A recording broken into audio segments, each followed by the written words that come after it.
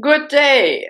This is the end of September and the beginning of a new series of the recordings every 2 weeks.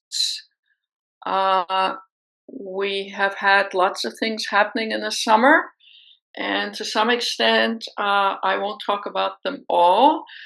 And I was going to talk about the Middle East, but I postponed that until 2 weeks from now to essentially talk about the UN a little bit. Um, as you all know from the news, the UN was 80 years old the other day, or it's 80 now, as it were. The UN originally was chartered in San Francisco, and I think it was 51 countries became members of the United Nations. There are now, I think, 191. I could be off by one or two. So the original members of the United Nations were the sovereign countries at the time. And it's startling to realize how many countries there are now, independent sovereign countries that there are now in the world. And the victors of the Second World War, as you probably all know, we learned these things in school, were members of the Security Council, but not just members, but members with a veto.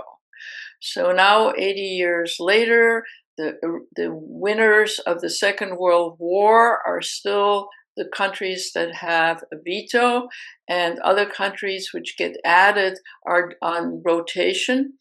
And needless to say, there are other major countries in the world, for example, India maybe, Japan maybe, Brazil maybe, all kinds of countries that you would think would have equal standing and veto power. And in order to revive any or moderate anything in the charter, it requires the current members who have veto power to agree. So nothing has ever been agreed in terms of expanding the Security Council.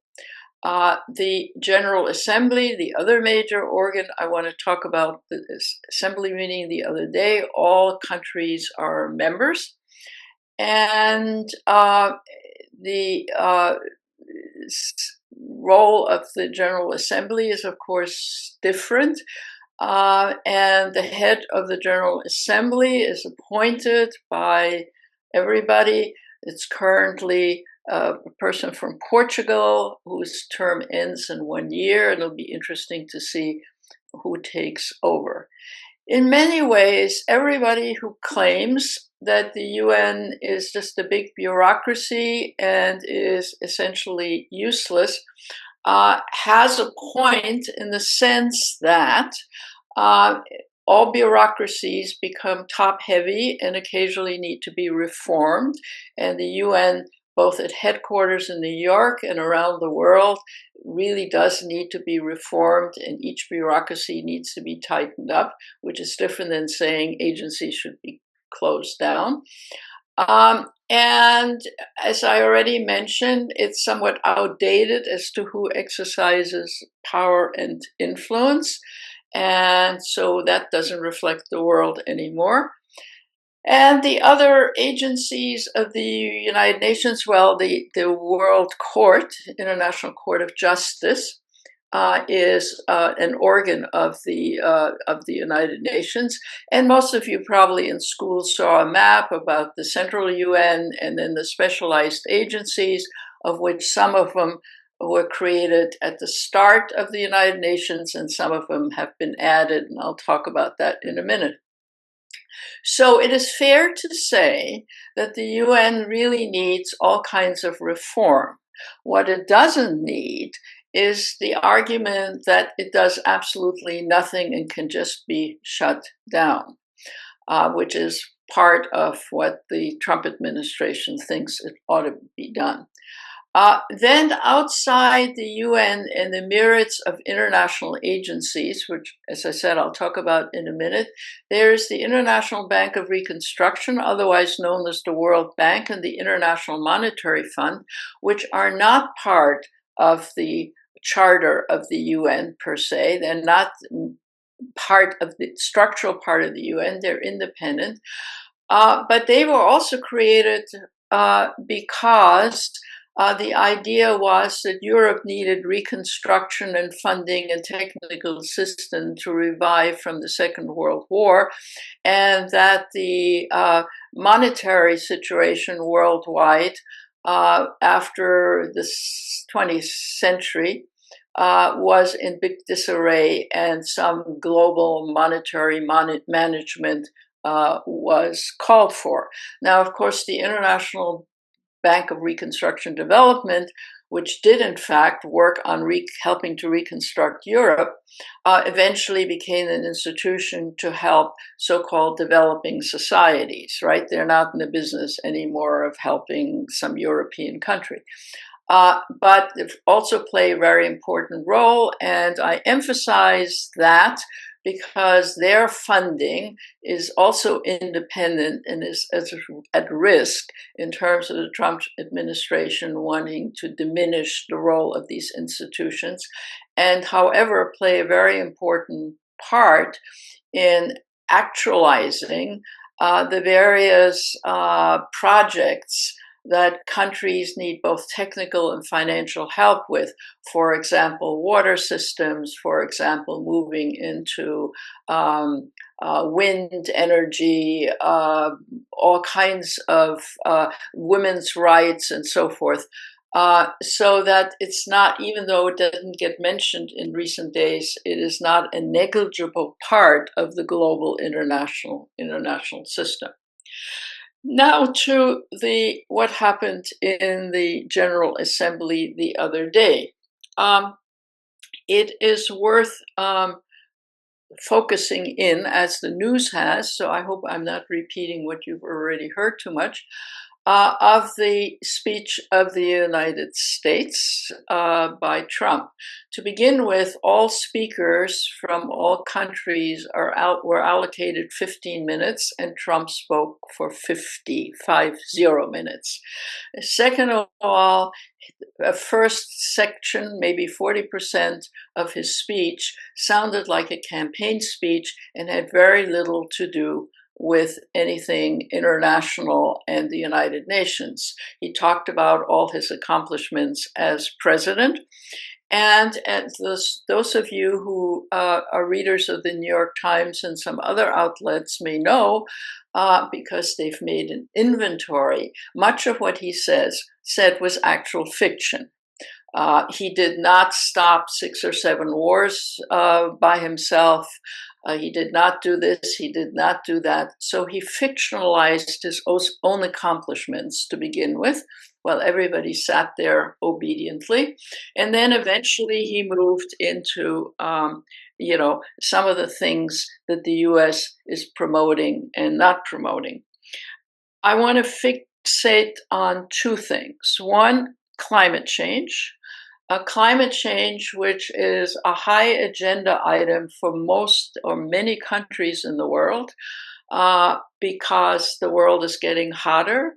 Scientists tell us that sometime in this century, many parts of the world would become uninhabitable because humans can't really live in, 135 degree Fahrenheit weather.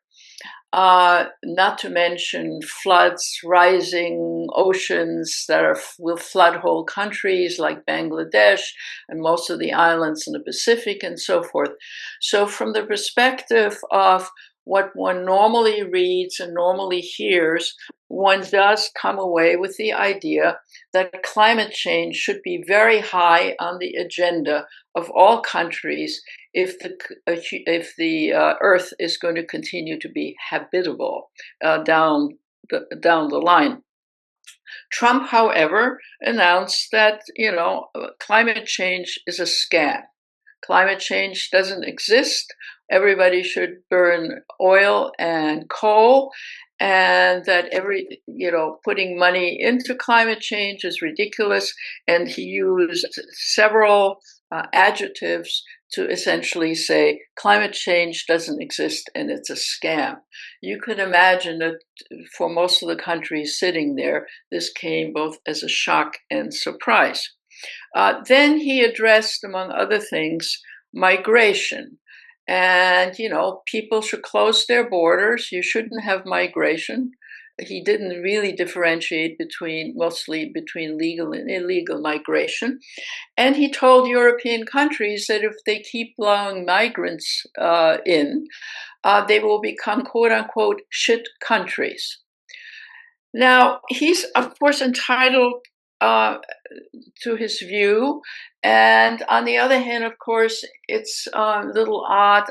I think most countries sitting there thought that he announced that Europe will go to hell if they didn't have his interpretation of both climate change and migration.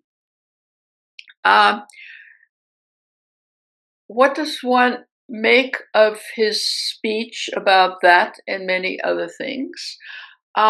What one makes of it is that more or less everybody sitting there thought to themselves, well, the US used to be the lead country, the shaker and the mover of creating the United Nations, but quite obviously they're living in cloud cuckoo land. And so rather than this being a speech which in some senses said, yes, the UN needs some reform, but on the other hand, lays out an agenda for the future that the UN should be focusing on and the problems of this world, essentially painted a delusional world of the president of the most powerful country in the world and made us look essentially around the world like a laughingstock. This is not good in many ways. It is not good for the United States in the long run, and it's not good for the world. And one of the reasons it's not good for the world is that in the face of other countries which are nuclear and lead countries, the US, in a sense, being either a laughingstock on the one hand, but on the other hand, given the power of our economy and the military, a country that's the rest of the world, and some countries in particular, still have to play ball with. Right, so you have the ironic situation where whether it's the head of NATO or European countries, all have to kind of toady up to the United States and ignore the nonsense that they hear and have heard, and the unhelpful role that the United States plays, because U.S. resources, which for many institutions of the UN still constituted, let's say, 40% or 30% of their budgets, is on the one hand a shock, and on the other hand, there is no choice for example, Ukraine to have to toady up to Trump because it needs the military help. There is no choice for NATO to continue to count on the US. By the way, Article 5 of the United Nations, right, says that in the NATO Charter, I'm not the United Nations, of NATO says one against all, which means that if any NATO country is attacked, everybody else has to step up and help the country. You may or may not recall that the only time that NATO stepped up, as in Article 5 was activated, was at 9/11, when it wasn't known what was happening to the United States when the buildings were attacked in New York, and the NATO didn't actually have to step in, as it turns out, but they were ready to, and they activated Article 5. So the Article 5 idea is important now in a way that it might not even been important in the past, because as the Russians are attacking with drones. 19 drones were dropped in Poland, a bunch of drones dropped in Estonia, and Russia has made it clear that it wants to move beyond the Ukraine and recapture the countries that they lost at the end of the Cold War, right? Estonia, Latvia, Finland, and so on. So Article 5 is important, and the U.S. president has more or less indicated that while we were still in NATO and haven't, even though he had threatened once or twice that we would leave, but in any event, he reconfirmed that we were part of NATO, we might not honor Article 5, which is an absolute linchpin for that organization. So, without belaboring this point endlessly, let me say that the consequence of the speech in the United Nations on the part of Trump was A, to make us silly, and B, to be quite scary for a lot of countries. There were many more constructive speeches. One of the better ones, if you're searching on the internet, was a representative from Barbados, who's a very experienced international servant, who gave an excellent rundown of what reforms are needed, but also what the UN Central should do and can do in the future. Now, the other thing that one needs to be raised in terms of the United Nations is that everybody got to speak. And while Trump was speaking, there was huge attendance in the General Assembly. When Netanyahu spoke, by the way, the hall was empty. People just simply left. Because so many countries recognize the Palestinians. Next time I will talk about that. Recognizing Palestine as a country symbolically was a politically important act. The actual realization of that is a whole different matter, about which I will talk next time. Let me now talk about the rest of the UN, which are endless agencies which have budgets that, again, the US was a fairly major contributor to historically, given its economy. And it's many of these agencies also become very bureaucratized and need reform. But let me focus on one or two of them to show you what happens. The US under Trump decides that we don't want to be part of some of these agencies anymore. For example, the World Health Organization. So the World Health Organization is absolutely dependent in some ways on UN funding for all the medications, the anti-HIV drugs and so forth that it distributes around the world. And the US just stopped making its contributions. And in fact, it's even worse than that, because a lot of medications were sitting on their way to Africa, including birth control pills, HIV medications, and so forth. And rather than continuing to deliver them because they were already sitting out there, the US decided to just destroy it. So, for example, a year's worth of birth control pills for the African continent, the US destroyed rather than, since they were already on the way, sending them. So there's also a kind of vindictive side to it. But if you want to look at it from the US selfish side, quite aside from getting out of the World Health Organization and diminishing its capacity to deal with serious health issues, some of which eventually come to visit the United States as well, the US is also saying essentially that it doesn't care what happens in world health situations. Now, with the Secretary of Health, Mr. Kennedy, maybe it doesn't matter because we don't pay attention to any of these things. But quite aside from the immorality of it all, if some of these diseases, for example, Ebola has started again in the Congo, aren't dealt with in their local places, they do, due to travel and so forth, become internationalized and might become medical problems. So even for selfish reasons, this is quite a blow. On the other extreme, there are, for example, the World Trade Organization. The World Trade Organization was set up to, among other things, monitor um, tariffs and such and things like that, and was actually vaguely operational from it for quite a few years. Now we've completely dispensed with that, right? We're putting tariffs on right, left, and center. We don't give a damn where they go, where they're cut, and certainly not an institution which was trying to responsibly monitor the tariff situation. Um, there are, organizations that, for example, that are part of the UN structure, which deal with the aviation safety, and some technical organization. We haven't gotten out of those yet, and probably won't, because it really, even the current administration sees that in its self-interest.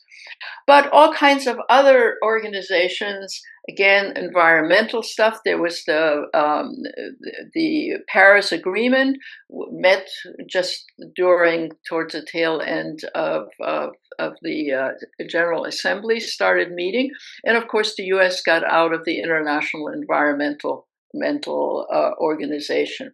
Organizations like UNESCO, which is one of the less jazzy organizations nowadays, and you can say, well, saving cultural heritage and education is low priority for a major power like the United States.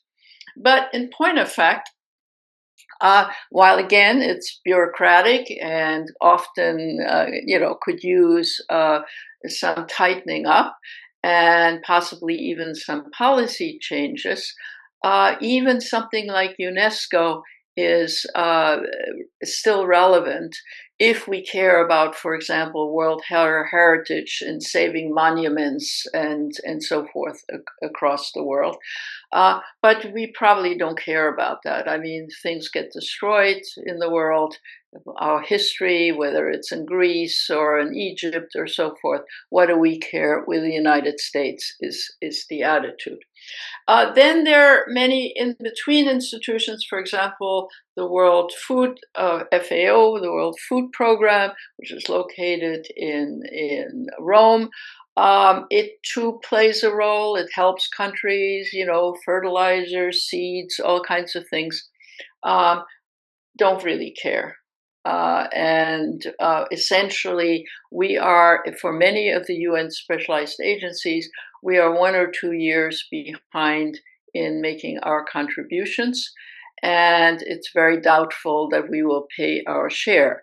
Now, paying our share is not irrelevant because our share was so large. And you can make the argument that other countries who've become more affluent over the last 80 years need their share of things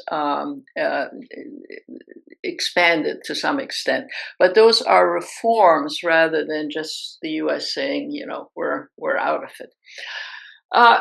The next issue I want to address related to that is the so-called peacekeeping.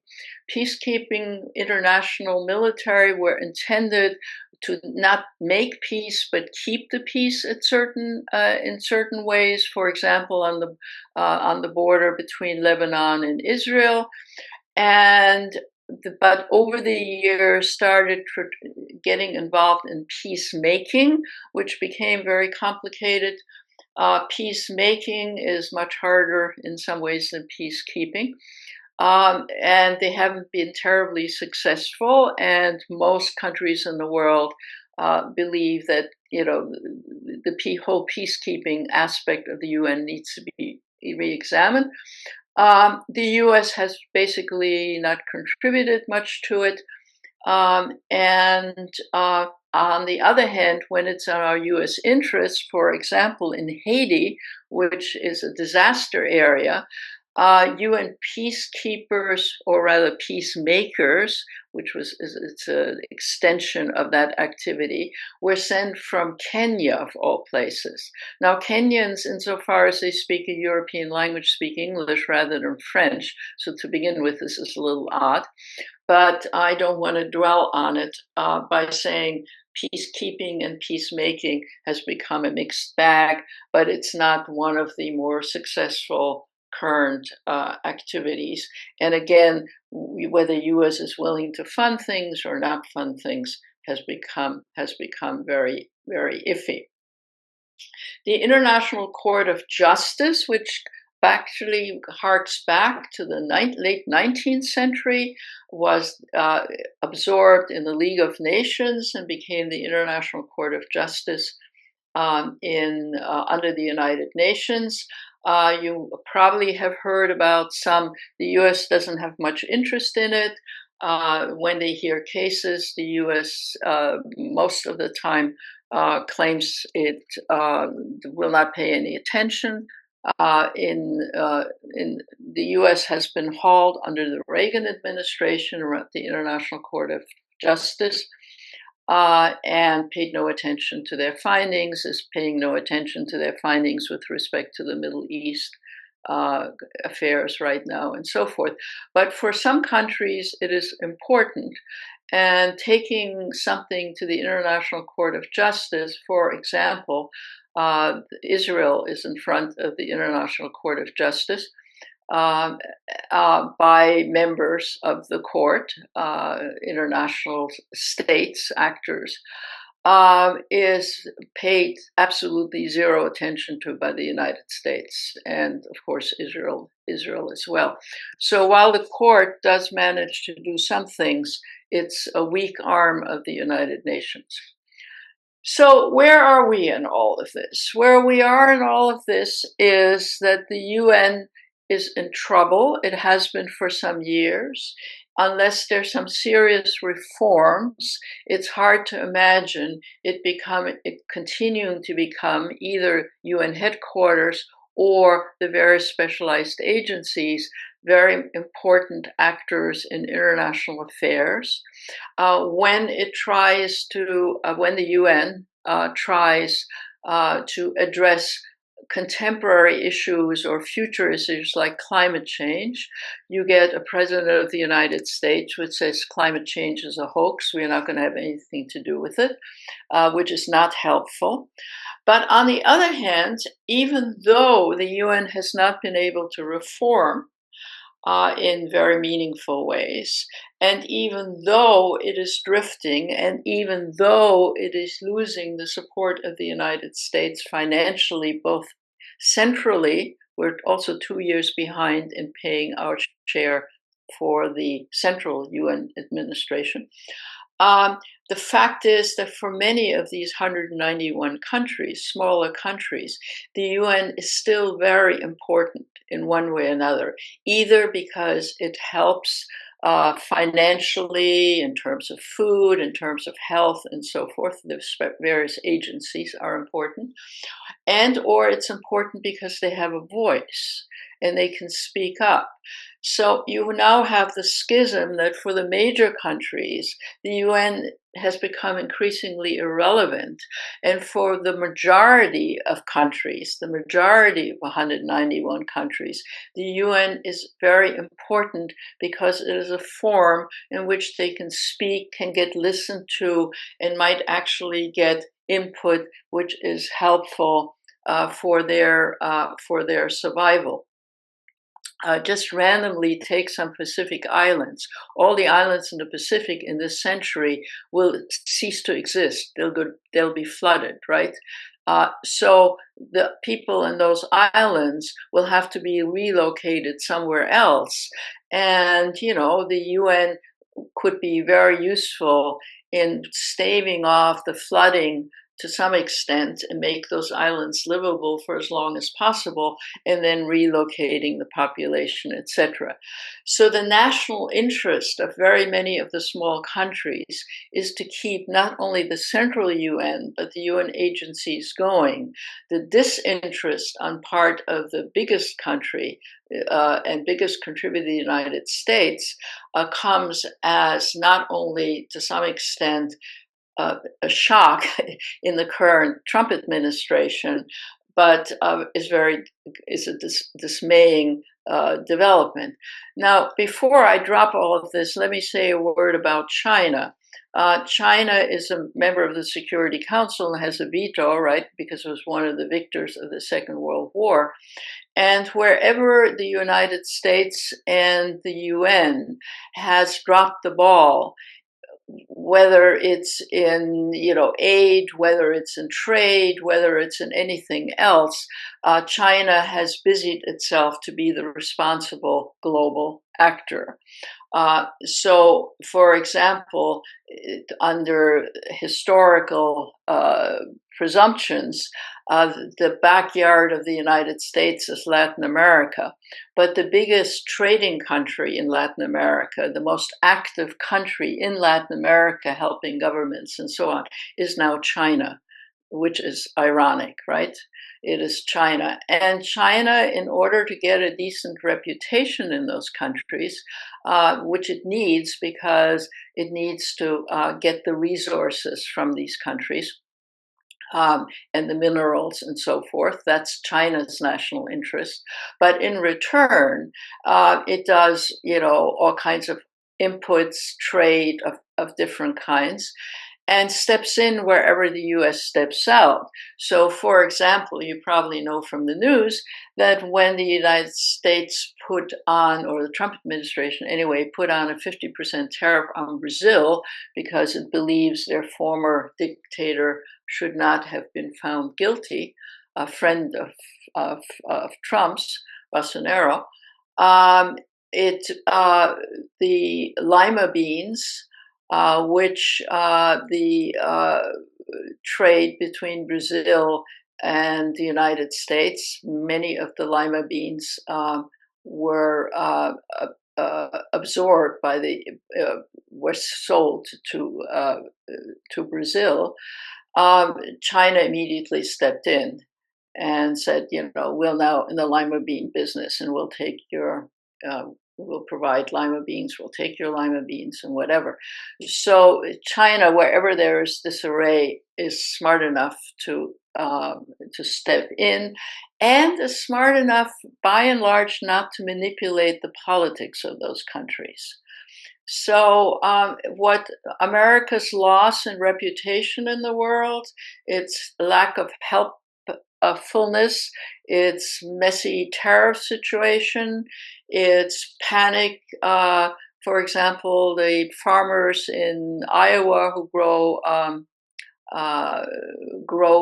all kinds of things, including stuff that was exported to Brazil and China and so forth, are now sitting there with their products because of tariffs and can't sell them. This might actually have an impact or reverberation in the next election, because many of those farmers are Republicans and were supportive of Trump, and they are now sitting there with their lima beans and other products, corn, whatever, without having lost their markets. So the end result is that nothing was clarified really by the long talks and speeches in the UN.